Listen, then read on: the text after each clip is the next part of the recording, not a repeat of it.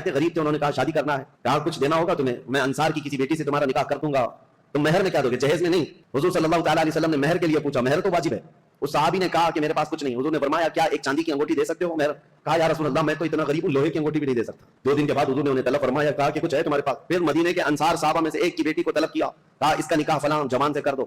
انہوں نے کہا حضور آپ کا حکم جو ہوگا. تو اب اس غریب صحابی کا جو مہر ٹھہرا تھا کیا ہے؟ حضور نے فرمایا قرآن کی کوئی سورت تمہیں یاد ہے؟ اس صحابی نے کہا ہاں مجھے فلاں فلاں سورہ یاد ہے. حضور نے فرمایا جا تو اپنی دلہن کو یہ سورتیں یاد کرا, یہی تیرا مہر ہے. نکاح کو آسان کرو, زنا کو مشکل بنا دو, یہ ہماری شریعت ہے. یہ نہیں ہے کہ زنا آسان کر دو, نکاح اتنا بھاری کر دو کہ اس کے لوازمات اتنے بڑھ گئے کہ جوان لوگ آج نکاح کرنے میں گھبرانے لگتے ہیں, اتنا مال کیسے جمع کروں. جس کو پوچھو یہی کہتا ہے ابھی اسٹینڈ ہونا ہے, مجھے ایسا لگتا ہے ابھی ہوا پہ چل رہا ہے, سب کو اسٹینڈ ہونا ہے, ابھی تک اسٹینڈ ہوا ہی نہیں. چھوڑو ان برے رسم و رواج کو. اصل بات یہ ہے کہ ہم جس ملک میں رہتے ہیں ہندوانہ رسم و رواج ہمارے درمیان آ گئی ہیں, ورنہ عرب میں آپ ہوتے تو پتہ چلتا کہ لڑکیاں مہر کتنا مانگتی ہیں.